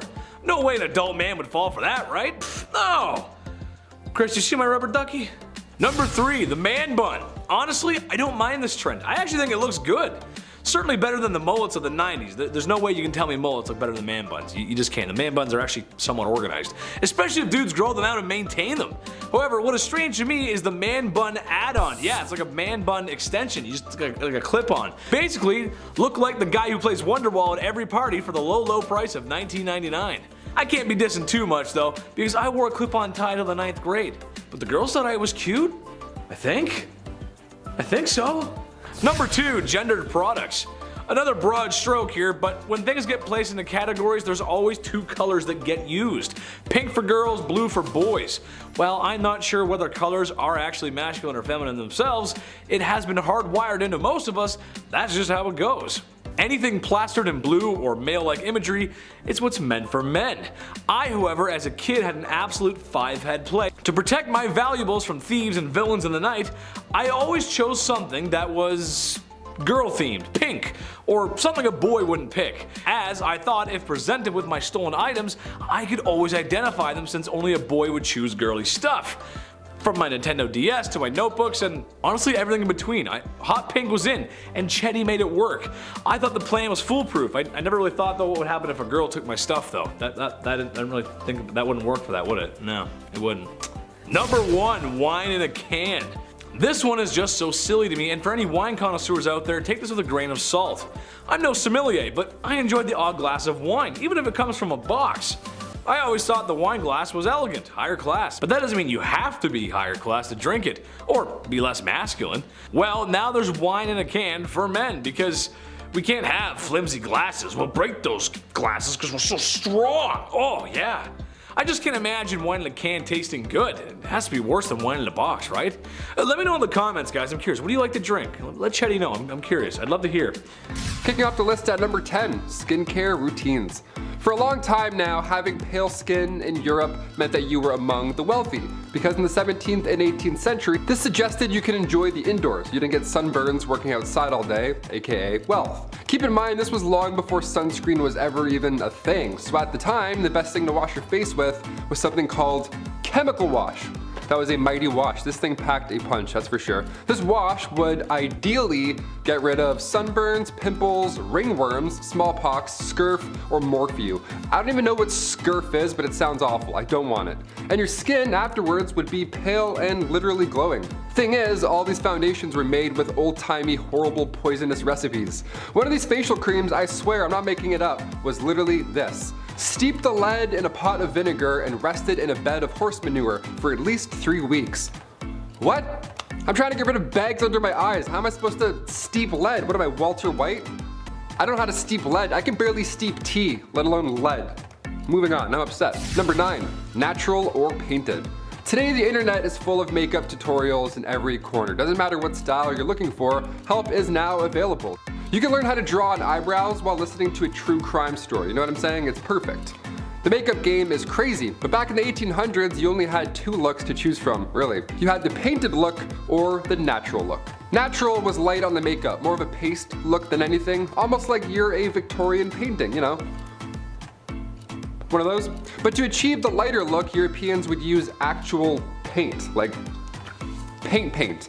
Just lead-based paint. And the most important part of applying this is that you can't smile. You can't even move at all. Any emotion will cause the paint to literally crack. Again, that's why all these paintings are so serious. Madame X, the portrait of Virginie Amélie Avegno-Gautreau, originally painted back in 1884. At first, Sargent made the woman's strap slipping off her shoulder. That was a little, scandalous, a little oopsies. That was deemed too scandalous for the upper class society around him back in the 1800s, so John had to literally repaint these straps back on. Yeah, backlash was so strong, John had to move after he sold the painting. The guy left Paris because of spaghetti straps. What a nightmare. But this is what I'm talking about. You start drawing veins on pale skin, people would lose their mind. Love that pale veininess. Number 8, beauty patches. 1800s beauty patches came in many different shapes and sizes. Take this portrait from 1755, for example. Joshua Reynolds painted Charles IX, Lord Cathcart, rocking a pretty large beauty patch. The guy literally looks like the rapper Nelly. That's massive, it looks like a band-aid on his cheek. Whereas other fabrics used in the 18th century were much smaller. They were tiny circles, hearts, stars. If you found this, you'd think somebody was gearing up to go to an Arctic Monkeys concert. They were often used to cover up smallpox scars. They were made out of silk velvet and they were applied with glue. Now the patches were dark black to make the pale pop, but the location of where these went also had purpose. A beauty patch in the corner of your eye meant that you had a lot of passion. On the forehead, that was meant to be majestic, and a dimple patch, oh, well, you're a cheeky one. That's the scandalous one you are. The position of these patches could also determine your political allegiance. Historian Joseph Addison took notes on these positions when observing 2 parties from the 1800s. One party had patches on the right side of their face and the other had the opposite. That's like switching jerseys back in the 1800s. You're like, this team sucks. Number 7, mouse skin eyebrows. Okay, Stuart Little, if you're watching this, skip to number 6. You don't want to see any of this, alright? Trust me, it's not good. Back in the 1800s, as I mentioned earlier, the cosmetic game was harsh, to say the least. The eyebrows too, they had a rough go. Eyebrows were completely plucked off back then in order to make the forehead bigger. Yeah, you need that 1800s 5 head. That's the trick, apparently. Imagine if I shaved my eyebrows off and then painted my face like pale white. Honestly, I do it for the clicks. I do it for you guys. This 5 head look didn't last forever, thankfully, but for a hot minute it almost got worse. In the late 17th century and early 18th century, these leading ladies would shave off their eyebrows and then they would glue on mouse skin to replace them. Like a band-aid, only horrible and stinky. Since their face was freshly painted and the glue game was weak, they would have one shot only to stick these puppies on. You just gotta eyeball it and hope that it works and that it looks in the right spot. I don't know. You put them on too low, you're gonna look upset all day long. Eyebrows are angry sisters, not angry twins, okay? Remember that. Number 6, lip paint. Red lips always lie, especially when you don't know that ammonia is mixed in with it. How jolly. Back in the Victorian era, the pale look, red lips, beauty marks, you were trying to look like a literal queen. That was the whole point. So women in the 1800s would either make their own compound themselves, which didn't work, obviously, or if they had some money, they would buy some. The main ingredient in these days were not ideal. Crushed up insects, which already could cause allergic reactions when applied to your lips, but the ammonia mixed in really put the nail in the coffin at that point. Ammonia and crushed bugs? What am I, Oogie Boogie? What am I making here? What am I plot? Number 5, loincloths. Going back to ancient Roman and also ancient Egyptian times, the loincloth was used by all. Either that or you would just be naked. I found this neat step-by-step online on how to make your own loincloth, because that's apparently what I do on my free time. Thank you for asking. And it's a bit more complicated than I thought. It's way more complicated than just throwing on sweatpants or even, you know, the towel folds like a toga. This had numerous steps. We don't have a lot of archaeological evidence because these linens barely made it through a decade, let alone all this time, but ancient Romans would use leather to make underwear. That's a fun little fact right there. Hot goat skin wrapped around your waist in the hot sun. We love it. We still use leather today when it comes to undergarments, but I'll let Adam tell you about that one another time. That's more of a at-home one. Number 4, food as medicine. Trying to prevent bad things before they happen, it is a very human skill to have. And when it comes to preventative medicine, the Egyptians had some methods. One more obvious solution is diet. Eating the right stuff truly does help lead to a longer life, but eating the specific right stuff can directly prevent certain issues. As a prime example, the laborers that would build the massive iconic structures we know Egypt for today were kept fed with diets that include a lot of onion, garlic, and radishes. Now, I don't know if the ancient Egyptians knew the chemicals these foods contained, or if they just put 2 and 2 together, but onions, garlic, and radishes contain why did I do this to myself? Contain allistatin, allicin, and raffinine, which are very helpful when it comes to preventing diseases in the super crowded working and living conditions the laborers existed in. That allicin really helps. Another example would be to cure night blindness.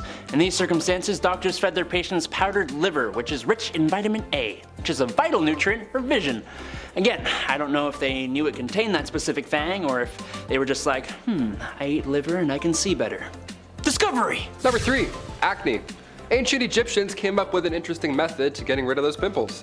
Now, this was long before Dr. Pimple Popper was ever a thing, and physicians back then discussed pimples as such. Ready for this? They called them these elevated spots, with black tops that can plague your skin for 4 to 5 years. But by squeezing said spots, you force out the maggot inside. Yeah, blackheads were referred to as maggots. That's what they thought they were back then. Imagine your partner, hey, can you get this pimple on my back? Yeah, I think I got some maggots, thanks.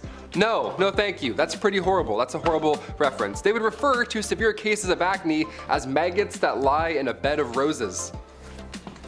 I would faint. I would be so sick. If a physician told me I had maggots that lie in a bed of roses anywhere on my body, I would throw up. I'd pass out. I'd be so upset. Dermatological disorders were thought to be human skin taking on the properties of animals. Yeah, you have common acne? Maybe you're turning into a pigeon.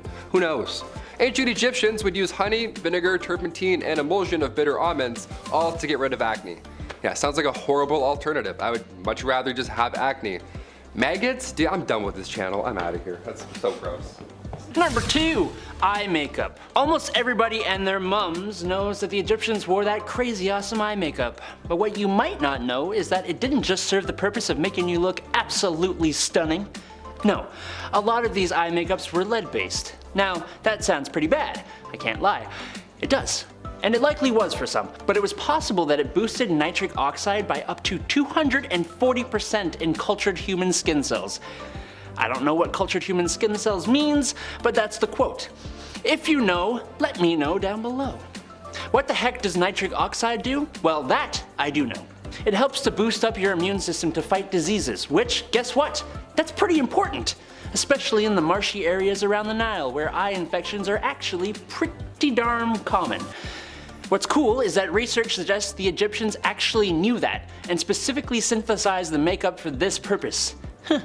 Neat. Finally, number 1, mummification. Back in the day, mummification was common, and even today we're finding more mummies. Like literally last month we just unraveled 6 more. It's crazy. We're uncovering more ancient history, which is great, but how exactly was this process done? We're talking about back maggots and stuff. What did they think about this? How did this even begin to be a thing? Well, it wasn't cheap. For starters, being mummified was reserved for the rich. It's a pretty brutal process as well. What you would do is you would put a hook, or well, they would put a hook in your nose after you'd passed away, and then they would pull out your brain and all that just squishy stuff, just out all through this thing right here. And then they would cut the left side of the stomach open, remove all those goods, all the organs, boom, see ya, gone. And while those are drying, you would put your lungs and liver in jars. And then you would put the heart back in the body. And then you would wash the insides out with wine and spices, all that stuff, turpentine, turpentines, all the timantines, just all in there washing it out. Then you'd cover the body in salt for 70 days. That's a long time. But around day 40, you would stuff it with sand. Now come day 70, finally, that's when you wrap them in the mummy bandages. Then the sarcophagus awaits forever, really. And then there's just jars of organs also stored in your burial chamber. Now we don't do it. It's not as fun anymore. We don't put our organs in jars. We don't stuff anyone with sand. We should. You know what? We should bring back mummies. Let's just do it. I think it's time. Yeah. Number 10, golden hair. Hair is important. Imagine how different George Clooney would look if he was balding. Ooh.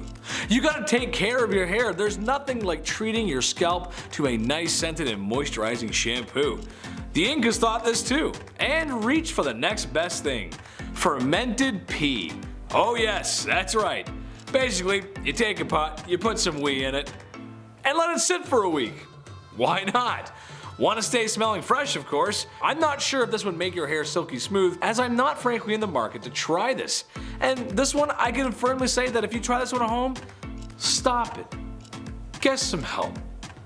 Don't do that. We belongs in the toilet, not on top of your head. Stop. Number 9, what a crock. As if urine in the hair wasn't enough, this beauty trend comes at you from the Romans and the Greeks. The Romans and the Greeks were the peak of ancient civilizations, built beautiful monuments, and were honestly just so smart, so smart. So smart that when they saw crocodile dung, they knew right away it had some beauty properties that they just couldn't pass up. They would bathe in crocodile dung. That's right, bathe in crocodile dung. Known for its restorative and anti-aging properties, I'm just not sure how this works really. Did they like heat it up or something, or did this like slip into a tub with a pile of like lukewarm unlawfulness? And how do they really know it had de-aging properties? I'm starting to think this knowledge might be related to the whole urine shampoo thing. This is also gonna be a hard pass for me. No thanks, I'm good. No poo in the hair. Number 8. Beauty is pain. Ladies, we all know sometimes beauty is pain. It can be a lot, or even too much sometimes. But how far are you willing to go for a little extra beauty? In ye olde times, pale skin was considered to be beautiful, but not always the easiest to obtain. Makeup is expensive and was made of lead and other lovely materials. With all that makeup being caked on, that had to feel lovely on your face. So what's the next best thing? Bloodletting, yes, that's right. In order to have that healthy twilight pale look, women found themselves relieving themselves of their blood. Bloodletting was used for other medical reasons at the time as well, but why not get 2 birds stoned at once? Stay healthy and achieve that beautiful complexion. I unfortunately pass out at the sight of someone else's blood, so the loss of my own just to be pale would not bode well for me. I will have to hard pass on this trend as well. Plus, look at these rosy cheeks. I don't want to lose that.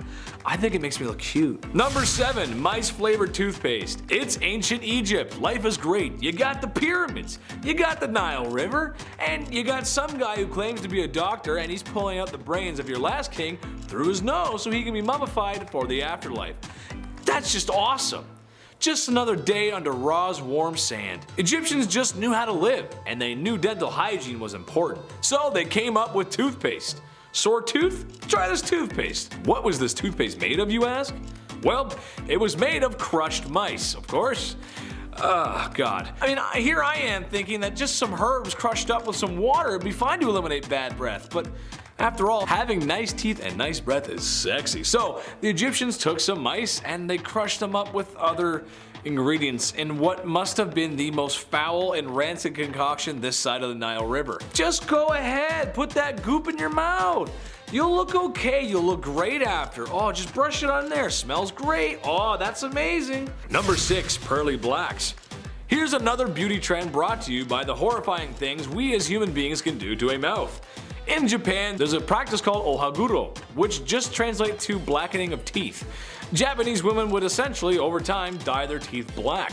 Another dual purpose, as it was thought to preserve teeth in old age and was seen as a sign of beauty. Something that separates humans from beasts, or so they thought. The dye itself was similar to some inks, as the process involved dissolving iron, vinegar, and some oils. After this process, a concoction is made that is a non-water soluble and acts like a dye when applied to the teeth. Yet again, as a semi-charming internet host, I am going to pass on this opportunity. Plus, who am I to judge? Japan has given us lots of fun stuff, lots of great stuff. They're awesome. Mario, Zelda, Little Mac? Basically, I'm a Nintendo nerd, so I can never speak ill of the land of my favorite games. Even if the whole black teeth thing only ended like 150 years ago, which, when you think about it, isn't that long ago. Number 5, harmful products. Today, most folks are careful about what they put into them, but back in the day, not so much. When the war started, the military needed a lot of resources, like previously mentioned, and companies had to come up with alternatives. But when coming up with an alternative, testing may not have been done, or at least thorough. That means whatever they made could prove to be harmful to the user, like the radium girls from the First World War. Refer to my other video. My point is, this is a time when products that contain cyanide are sold on store shelves, so anything is possible, which is just messed up. Watch what you're doing. Number 4, good smoke.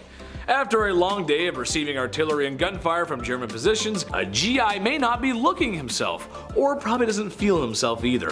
Early stages of PTSD forming, most likely. So what can I do to improve this mood, they ask? And appearance? Why, smoke a cigarette, of course. What else? Smoking culture was huge back then, and it wasn't seen by the public as a health risk. Lucky Strike cigarettes were packaged with soldiers' rations. They were giving out cigarettes. It's just wild. You open up a can, there's my hand, there's my crackers, there's my smokes, I'm good to go. Number 3, nothing left. Unfortunately for a lot of cities in Europe, they got destroyed by bombing raids. Berlin in particular took a pounding. Pictures of the rubbled out city make you wonder how they ever rebuilt it. With that in mind, you can just imagine how beauty and fashion were the last thing on people's minds. Things like food, water, shelter, and fearing the sound of air raid sirens were more of a top priority. 1945 Berlin is not the place to head on down to the department store and pick out a new dress. You wear whatever you can find, and that's about it.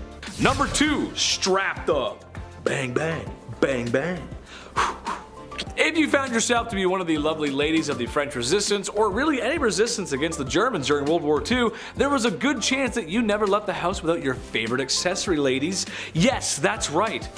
A firearm. Across many nations in Europe, secret underground rebellions were being organized to overthrow their invaders. Allied forces even airdropped simple-made firearms to resistance so they could get access to a better one with the one they dropped. It makes sense. How very James Bond of you. Oh yes. Behave. Number 1, clean nails. Keep your nails clean and short. It's something I love to do. My nails get too long, I go straight for the pair of clippers. Having clipped nails and less hair was a part of every GI's routine.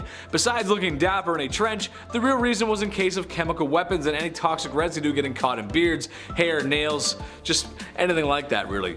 Would that work?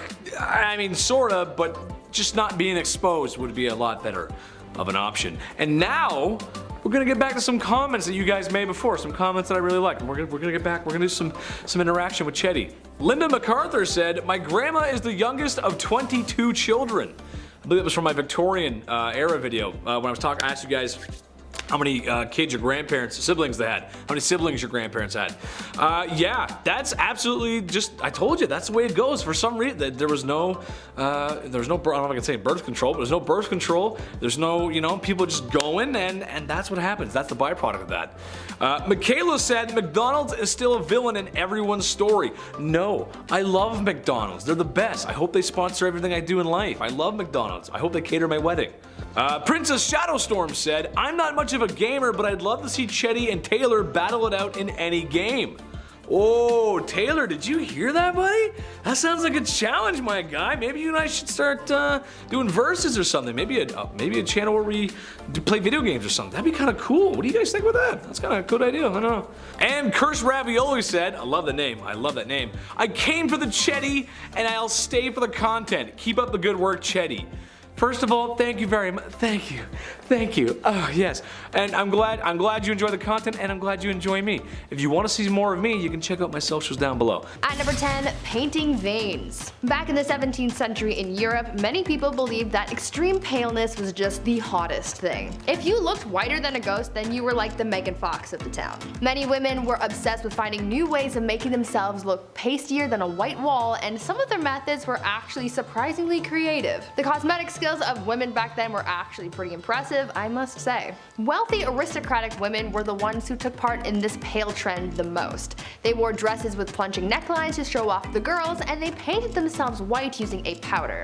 Frankly, this powder made them look pretty artificial, like you could tell that they weren't actually naturally that white, so to solve this they came up with a new beauty trend: drawing veins. Women would draw veins on their mommy milkers using a blue color to mimic the look of translucent skin.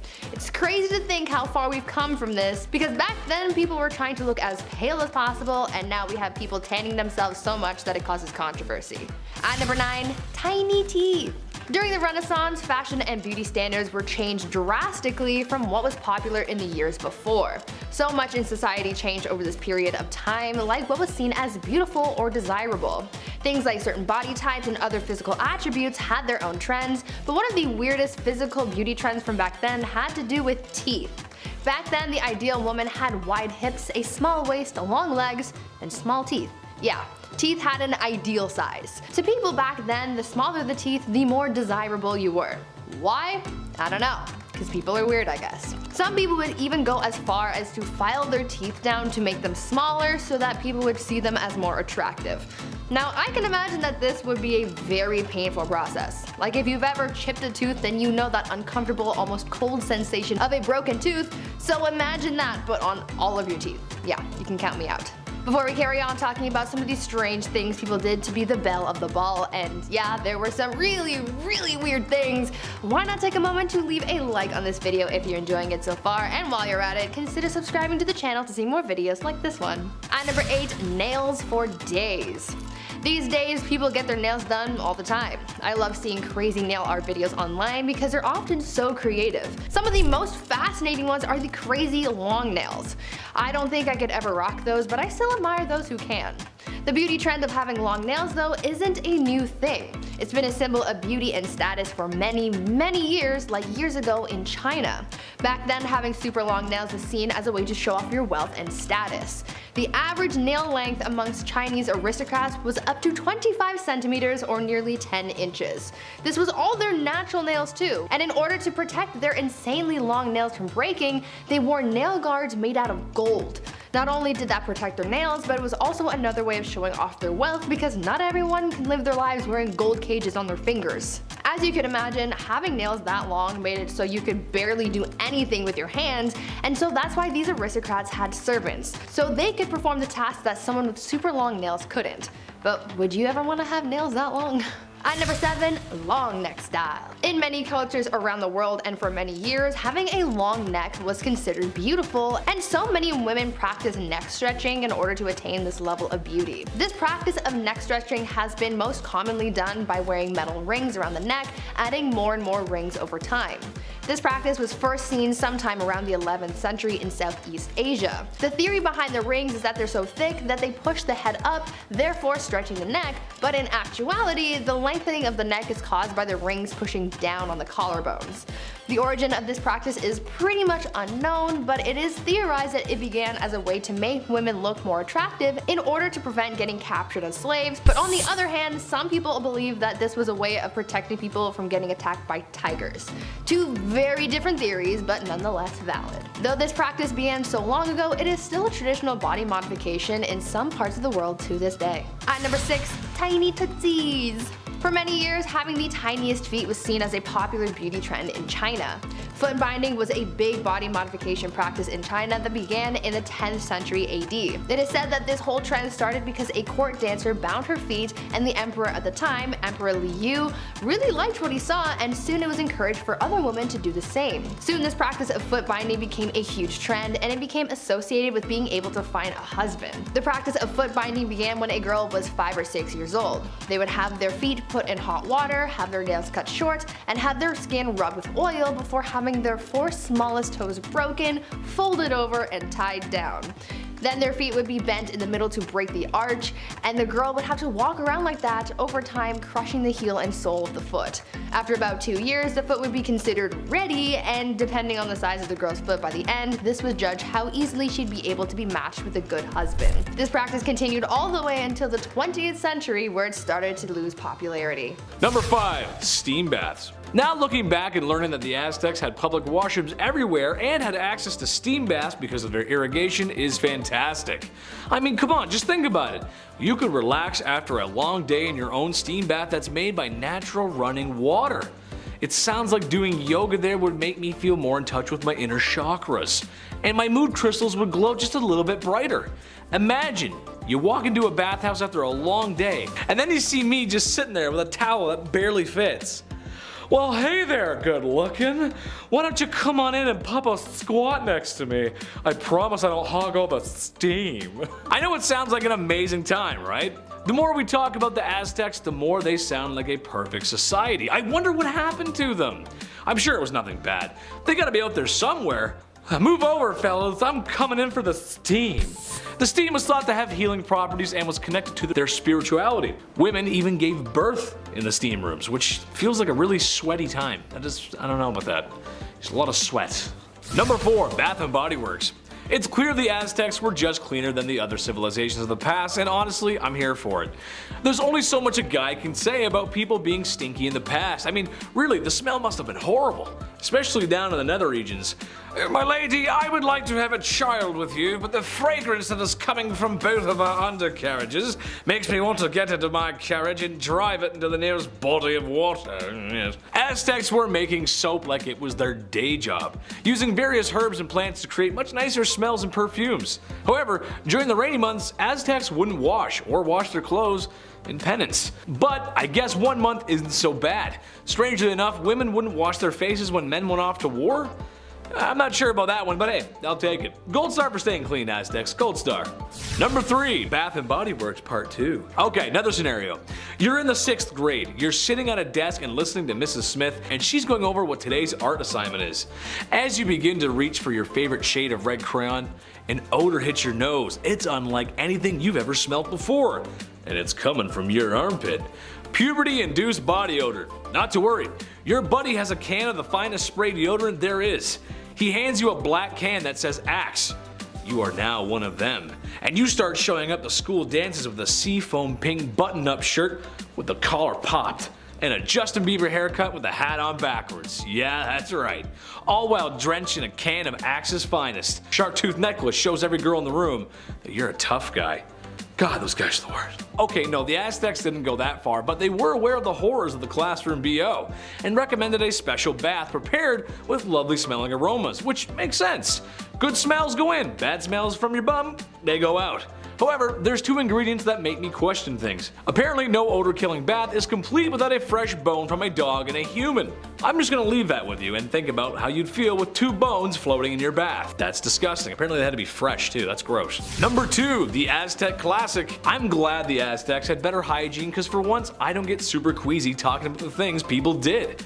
However, it wouldn't be a video about Aztecs if I didn't talk about their favorite pastime, Sacrifice. And honey, if they were giving out gold medals for it, the Aztecs would be record breakers. Sure, they weren't the only civilization to sacrifice people, but they did it with such theatrics. It would make my old theater teacher very proud. But unlike most civilizations, the Aztecs did this all the time. Whenever the calendar called for one, it was time for one. And if they ran out of people, they would go grocery shopping for more. Or actually just go to war and take people, which is not good. Just know that when a chief or a religious leader cuts the heart out of a man whilst alive for the entire city to see, he most likely had a clean cloth and water to wash his hands, making modern surgeons proud everywhere. Number 1. The European Bug. It's safe to say that Aztecs, while not as clean as people today, they were striving for better hygiene, more than any other civilization at the time, really. However, no amount of hand washing, sacrificing, or putting herbs in your bath can prepare them for the Spanish. Not just the swords and the guns and invading and such, no, I mean the sickness that Europeans brought with them. It's a plot similar to War of the Worlds, except the invaders brought all the nasties with them. No matter what the Aztecs did, it wasn't going to stop the waves of lovely things the Europeans brought over. Armpits are clean, but now they got black lungs. There's too many diseases to even name, there's a lot.